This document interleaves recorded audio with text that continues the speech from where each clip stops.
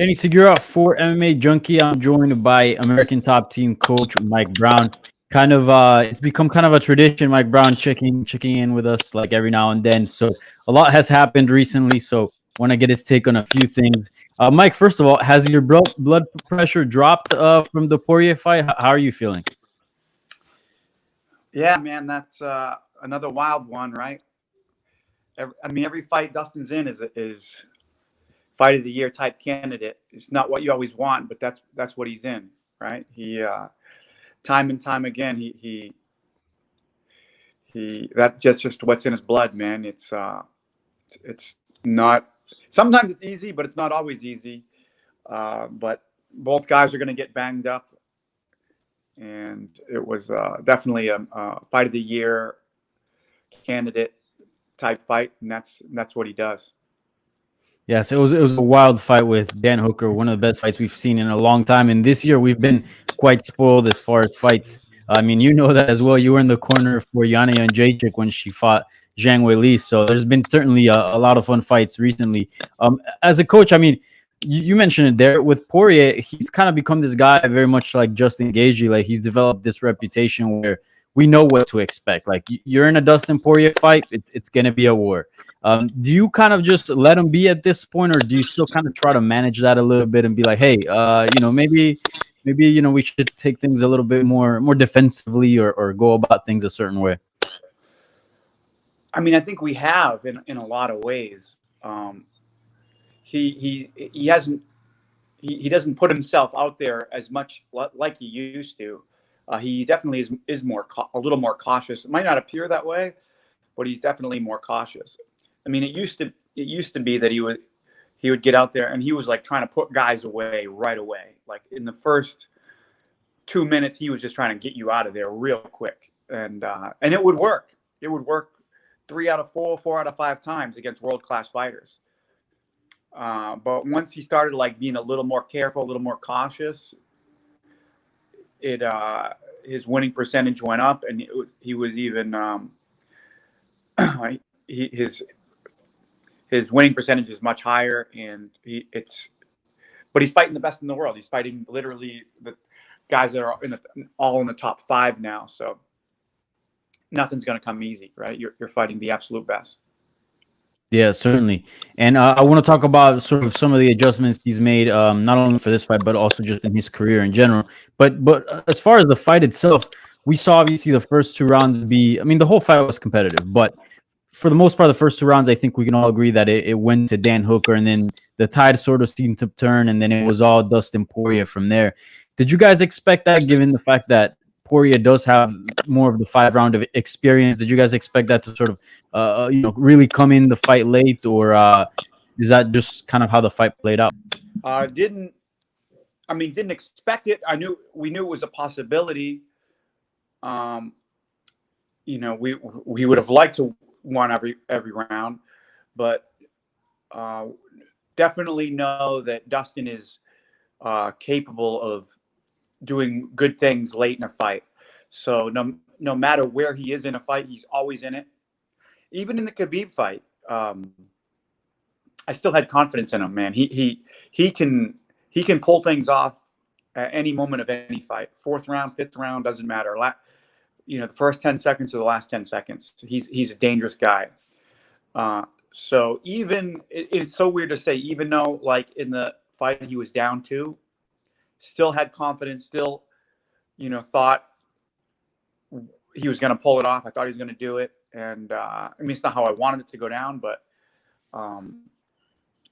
he has a very strong will and amazing conditioning, amazing punching power, and I'm never counting him out, and very confident as the fight goes. Yeah, I know he can do great things. Yeah, and it seems to me that obviously he's a very confident individual, but it seems to me, and correct me if I'm wrong, that confidence stems a lot of it comes from him knowing how he can perform in deep waters. It almost feels like he knows he can perform better than most, with a certain amount of carrying certain amount of damage and in a certain amount of sort of the heat of the fight. Would you say that's accurate? Yeah, I mean, will and toughness has won him a lot of fights. I mean, he doesn't always need it. He can also get you out of there real quick. You know, he has the also capability. If he wants, he has the ability to get you out of there real fast. If he wants to turn it up and put the pedal to the floor, but that's riskier and that's dangerous and that's that has led to some problems in the past. He definitely can do that, but you're gambling a little more when you play that card. Um, when he's little, when he slows things down, he's more strategic. Then I think that he's even more dangerous, and that's when he is world champion, best in the world type of fighter. Yeah. And how was his camp in the lead up to his fight? Because it was very interesting. It's the first time he takes some time off, which is kind of ridiculous, keeping in mind how long he's been in the sport. Also coming off surgery as well. You got the whole COVID thing as well, and taking on Dan Hooker, a guy that looked to be, it's a lot of people believed he might have been, or he still could be, obviously, but a lot of people had high hopes for Dan Hooker in that performance. So I guess what was the mentality in the training camp, giving like all these different factors?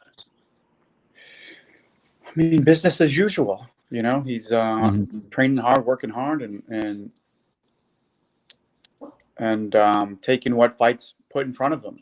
This is who's next, and this is the next challenge. So this is what he takes. This is I don't know how many main events in a row, but it's quite a lot. I mean, I feel like he's carrying a lot of the shows. He's a guy that everybody wants to see. I mean, of course, he's my friend, but as a fan, there's only a few guys like him out there that, I mean, every fight delivers. Every fight is fight of the year candidate. And if it's not, it's because somebody got put away real fast. If it goes any distance, it's going to be wild. Yeah. And as you mentioned it there, as far as consistency, I think as far as performance and excitement, it comes down to him and Gaethje, right? I mean, I don't see anybody else that's sort of in that level. And it seems to me like watching that fight and just fights in general, when you fight, like when you watch a title fight, it's certainly like world class MMA, sort of the best of the best. It has a certain feel to it that other fights don't. And even though Dustin might not be fighting for a title, and that fight with Hooker wasn't for a belt, it certainly felt like a title fight. It had sort of that same feeling. Would you say right now this is the best Dustin Poirier we've ever seen? Is he like at the peak of his prime? Because that's what it feels like to me. Of course, yeah. He's always getting better. He's getting better, every week, every month, every day.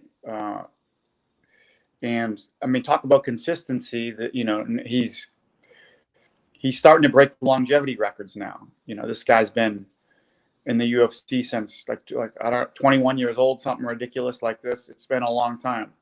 Like he's starting to break longevity records. Most wins as a lightweight or top 10 wins in UFC history. Like this type of thing's now really starting to pile up. The stats, the longevity stuff. He's been at a very high level for a very long time. Yeah, it's crazy how much success he's had over such a long period of time.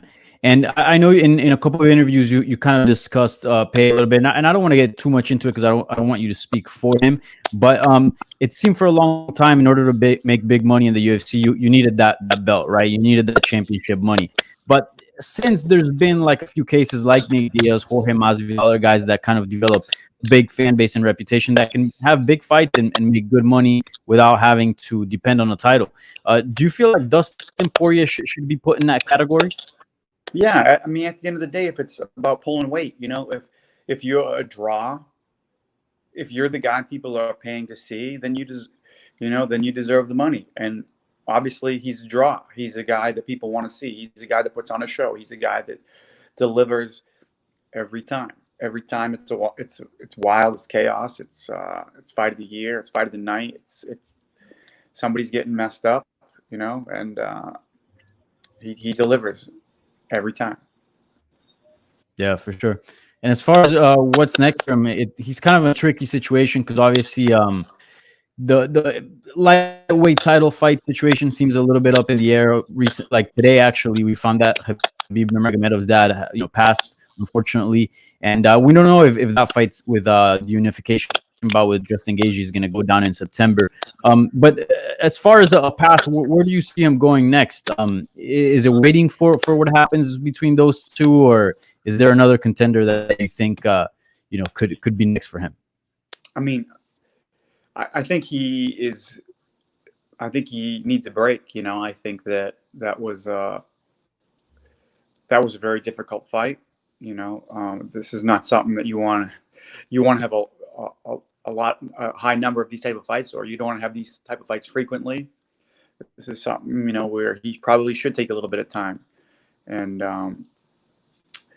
especially and also where he's at. I don't think that there is a rush. I think let's look at the landscape. Let's see what's next. In a perfect world for me, it's a title fight. But if there's a big exciting fight out there, I know for him it's about something that gets him excited. It needs to be something that excites him.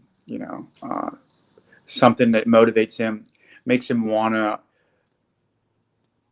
Wants to get him something that puts him in the gym and gets his fire going and makes him, push himself to the max. That's what he's looking for. That's what he wants.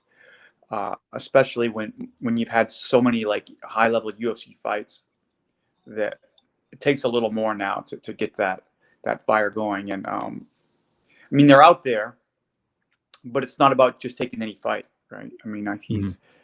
He's been at it for so long. It needs to mean something to him, and we'll see what they come up with. Yeah, and I'm just speaking, from a fan perspective right now. But one booking that never came to fruition that I think a lot of people were looking forward to, I certainly was a fight with Nate Diaz. Do you think he would ever want to revisit that? I know there hasn't been much talk about that, but it seemed at the time when the fight got announced, that fight had some good pop. Yeah, they're two fan favorites, both super exciting guys. Every fight is chaos. That's a monster fight. I have no idea where Nate is right now, where he stands on what he wants to do. But of course, this is a big fight that I think everybody would be excited about. Yeah, for sure. And this fight brought up an interesting conversation because when we had the Yanni and Jacek versus Zhang Wei Li fight, it seemed automatically everyone was like, "Yep, that's fight of the year." Like, no doubt, nothing's ever gonna come close to it. And then Dustin Poirier fights Dan Hooker, and we obviously saw how that went down. And then it kind of brought up a debate in the MMA community where it's like, "Oh wait, which one's fight of the year so far?" Like, clearly these two are the leading candidates. I don't know if this is a situation where you're like kind of like picking, who's your favorite child, something you just don't do. But like, curious if you've seen sort of the banter surrounding that, and if you have, I don't know, maybe any insight you can give us, in comparison in between the two, or if you have maybe a favorite, if any fight is like a favorite of yours for any specific reason. It's hard to like. We're splitting hairs here, right? They're both like unbelievable, amazing fights. Something that will be remembered forever. Ones that you'll go back for years, and people will keep watching them. They'll keep rerunning them. They'll keep replaying them because they were so good. They're both special nights. It's hard to compare one to the other, but it takes special athletes to create these type of fights, and that's what you have in these type of athletes that can like endure unbelievable amounts of punishment, like almost supernatural type amounts of punishment, and still battle and fight and be sharp and skillful under like the most terrible circumstances. And you can't choose one over the other. They're both unbelievable performances. Yeah, no, for sure. So I'm not gonna push you to pick, but I'll say this: which fight were you most stressed for? Or I don't know if you even get stressed cornering. I'm assuming maybe. Well, I mean, with the Joanna fight, I was more uncertainty of the score. You know, Mhm. they were. I mean, Dustin, I was worried early. I thought we were down two, but I was confident late, and with Joanna as well. It was a similar situation where I was confident in her, like late in the fight also. And with Joanna, it's like I thought the rounds were a little tougher to score, so I was more unsure of what the score might be. And anytime Mhm. a round is close, I assume it can go anyway. You know, I know how I would score it, but you got to put yourself in the shoes of the judges, and you got to realize that they might not score it the same way. And I realize that when it's close enough, where it's like, no, damn, that wasn't easy to score. Who knows where that went? I know where I would put it, but that doesn't mean anything. So I was more stressed in that one. You know, where with at the end of the fight with DP, I was certain who won. Pretty much, you know, I was pretty certain. I had like a 85% certainty of who won that fight. 90%. Yeah, But certainly that you're always nervous, you know. yeah, that fight was definitely more definitive. And both fights were crazy, but one of the biggest, I guess, differences between the two was the lack of crowd. In that type of situation when you're cornering, a fighter in a world class fight, and also when you're saying, it comes down to splitting hairs. Like these fights are pretty close. Do you like having a crowd there, or not? How was that experience if you compare the two? I mean,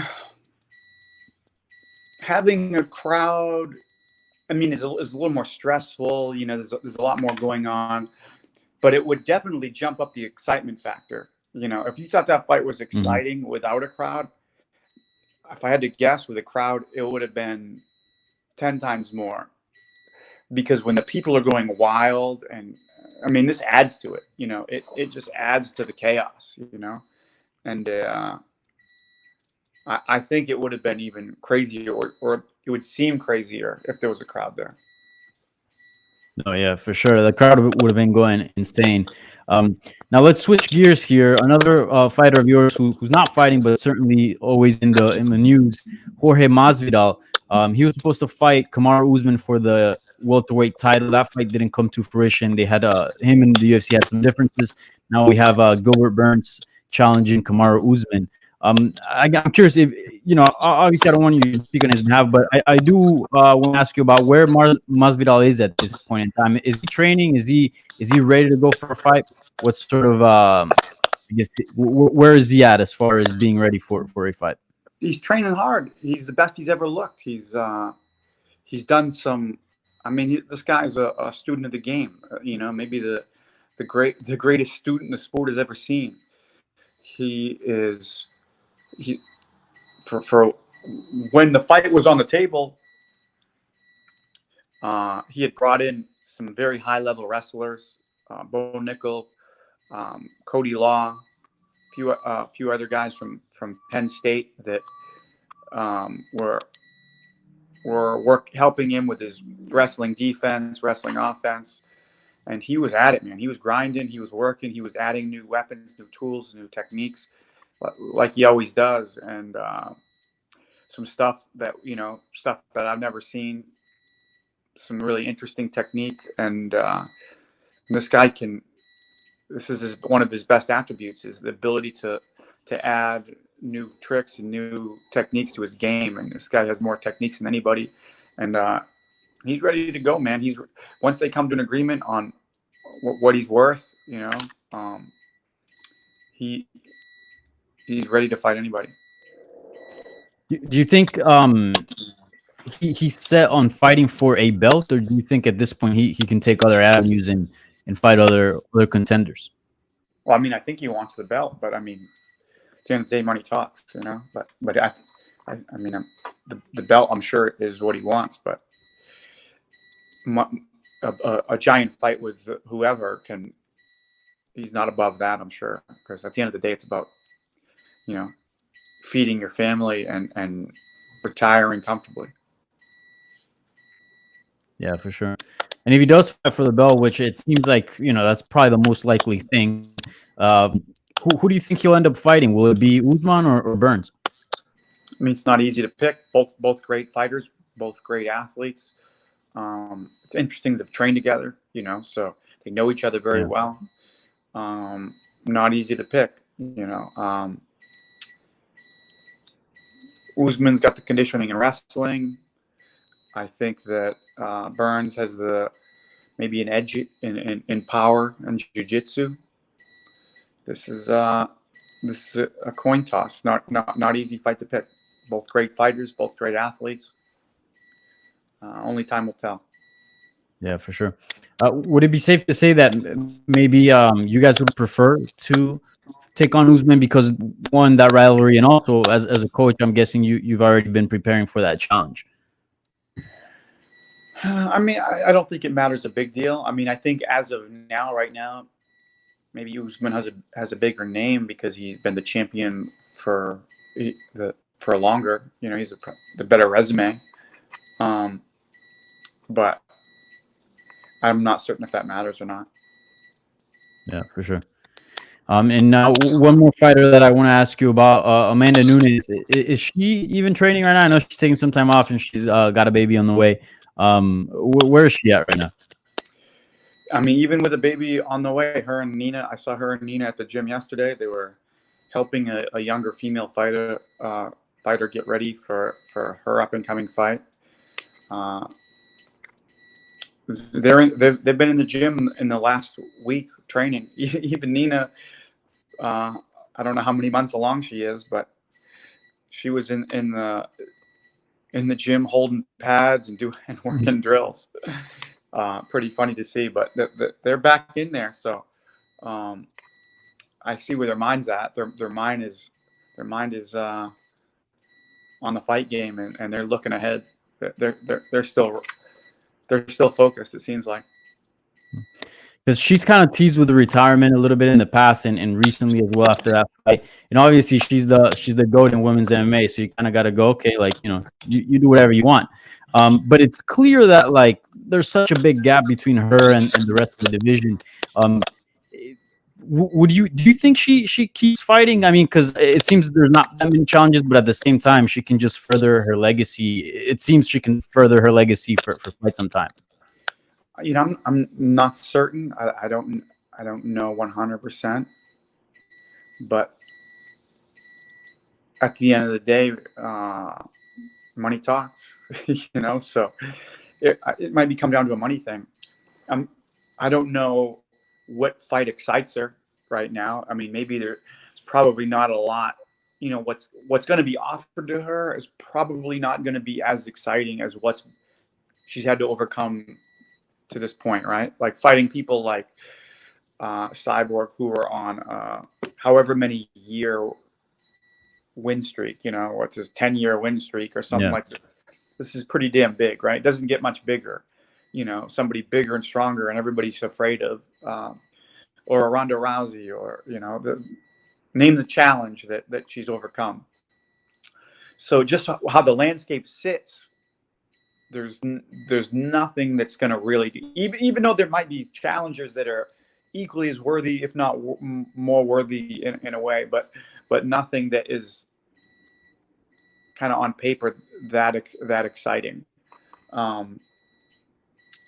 So it's going to maybe come down to money. Maybe it's the money that excites her. I don't know. I mean, she's obviously, maybe boredom. Maybe she's bored. Maybe like she takes a few months off and decides this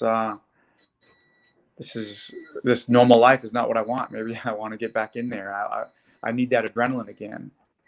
I'm not certain, but I know the fans want to see her. I want to see her compete.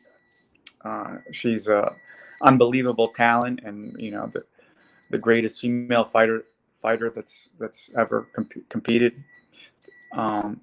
So we all want to see her. We want to see what she's capable of. We want to see her, further this dominance, and show even more evolution and what the female fighters are capable of.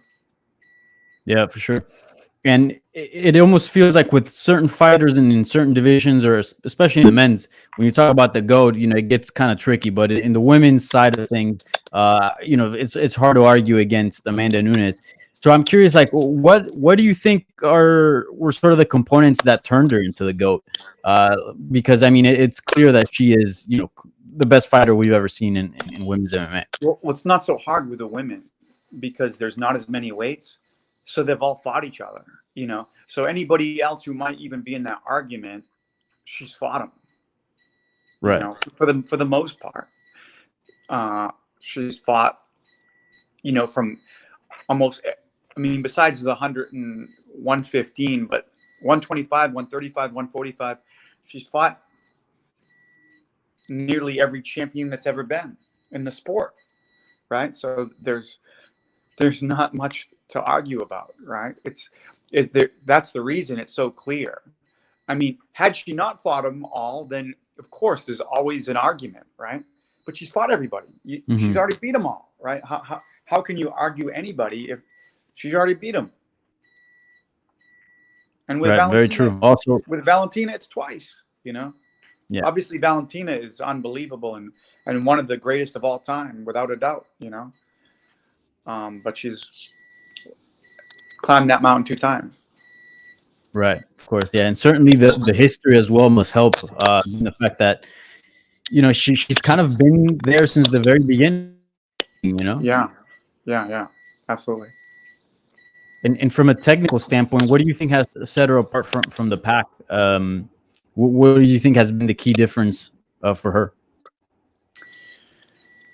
She's well-rounded. She's one is like she's been in the sport a long time. She was in it early, so she's a lot of experience. She's this is not like she's not new to the game. She was into the sport way before it was cool. Way before it paid money. When nobody was into it. So she has a lot of experience. She has obviously she's gifted genetically. She has natural punching power. She hits really hard. She is built for the sport. She's very long limbs, very strong, and technical. She had, she started in judo, so she's got a judo background. Went to jiu-jitsu, and then her has a really good natural feeling for striking. She judges distance well and has many weapons and has just been doing it a long time. She's very well-rounded. Yeah, certainly. All right, man. I know you have another training session coming up, so I don't want to steal any more from your time. But lastly, have you gotten used to the swab test yet, or is that still a no-go? The swab test? Yeah, for the COVID? Oh, yeah. I mean, I've had all the tests, but the worst is the nasal. No good. That's not my favorite. But I think depends who administers it. I've had it where it was unbelievable, unbearable. Mm-hmm. This is not right. Get this out of my nose. And then another time they weren't going so deep and it was bearable. Depends who's doing it to you. It can be a nightmare. Interesting. I've yet to take one, but still staying away from that. So yeah, hopefully it doesn't come down to that. But I appreciate the time. I appreciate the insight, like always, man. And best of luck in everything that you got upcoming. Okay, stay safe, man. Thank you.